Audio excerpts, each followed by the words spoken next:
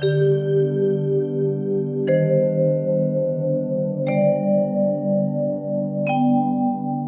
बात है पिताजी, आप परेशान दिखाई दे रहे हैं। नया राजा बावला है। क्यों? कहता है ईश्वर कहाँ है, प्रमाण दो। वह किसे देख रहा है, कहां देख रहा है, इस समय क्या कर रहा है। और नास्तिक है बेटा, जो कल तक किसी ने उत्तर नहीं दिया तो वह सारे मंदिरों से मूर्तियां हटवा देगा। बस इतनी सी बात और इतनी चिंता। बेटा बड़े बड़े विद्वान। पिताजी, आप कल मुझे राजा के पास ले चलिए, मैं उनके प्रश्नों का उत्तर दूंगी।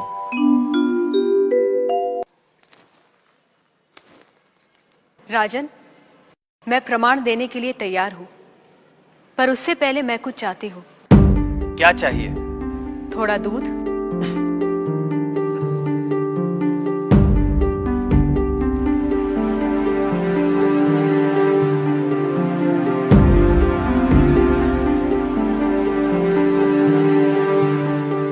राजन, इस पात्र में आपको क्या दिखाई दे रहा है? दूध? क्या दूध के अलावा कुछ और दिखाई दे रहा है? नहीं। पर मुझे तो मक्खन भी दिखाई दे रहा है। क्या आपको मक्खन दिखाई दे रहा है?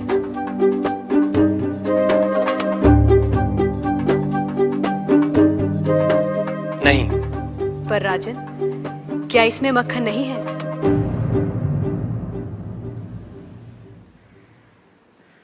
है। जैसे दूध के कण कण में मक्खन है, मक्खन के कण कण में घी है, वैसे ही ईश्वर सृष्टि के कण कण में भिन्न भिन्न रूपों में है, जो है पर दिखाई नहीं देता। जैसे दूध से मक्खन पाने के लिए उसे मथना जरूरी है, उसी तरह वेदांत के श्रवण, वेदांत का मनन और उसके निहितार्थ पर निरंतर ध्यान के द्वारा ही ईश्वर का अनुभव किया जा सकता है। राजन, क्या आपके पहले प्रश्न का उत्तर आपको मिल गया?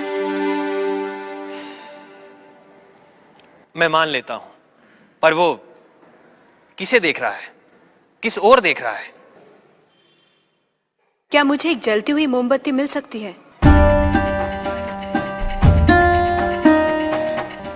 राजन, ये रहा आपके दूसरे प्रश्न का उत्तर। प्रकाश की ये लौ कहां देख रही है, किसे देख रही है? ये सभी को देख रही है। सभी और देख रही है। राजन, जिस तरह इस मोमबत्ती का प्रकाश चारों ओर फैला हुआ है, उसी तरह ईश्वर की चेतना चारों ओर फैली हुई है, और उसी चेतना के कारण हम चलते हैं, बोलते हैं और सुनते हैं। जैसे ये प्रकाश सभी ओर देख रहा है, वैसे ही ईश्वर सभी ओर देख रहा है।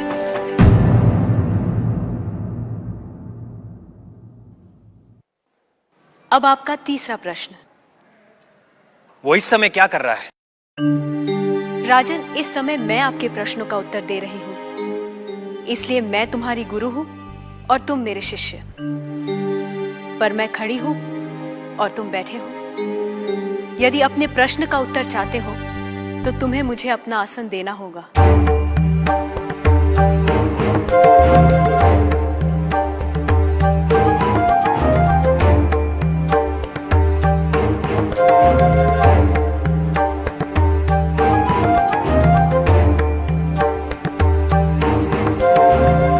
राजन, ये रहा तुम्हारे तीसरे प्रश्न का उत्तर। कुछ देर पहले आप सारे मंदिरों से मूर्तियां हटवाने का विचार कर रहे थे। इस समय आप ईश्वर के बारे में फिर से विचार करने लगे हैं। आप मेरे स्थान पर खड़े हैं और मैं आपके सिंहासन पर बैठी हूं। इधर एक राजा को सामान्य नागरिक का स्थान और एक सामान्य नागरिक को राज सिंहासन दे सकता है, ये आप देख रहे हैं। आप मेरे स्थान पर और मैं आपके स्थान पर बैठी हूं। ईश्वर इस समय ये करवा रहा है, उस अनंत और असीमित शक्तियों के स्वामी जिसने ये सुंदर, अद्भुत, विस्मयकारी और महान संसार रचा है, जिसमें सूर्य, चंद्र, तारे, ग्रह, नक्षत्र अपने अपने स्थान पर स्थिर और गतिमान हैं, जिसके कण कण में एक व्यवस्था है।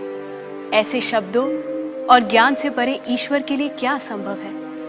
कहिए राजन, क्या मंदिरों से मूर्तियां हटवाई जाएं? मूर्तियां तो उस ईश्वर की प्रतीक है, उनका मूर्त रूप है। वह सर्वज्ञ, सर्वशक्तिमान, सर्वव्यापी ईश्वर सर्वत्र है। किसी ने उसको पत्थर में पाया, किसी ने पेड़ों में, किसी ने शब्दों के माध्यम से, तो किसी ने प्रार्थना करके। वही परमात्मा अनेक नाम, रूप और गुणों में व्यक्त होता है, और कोई उन्हें अरूप और निर्गुण आत्मा के रूप में जानते हैं।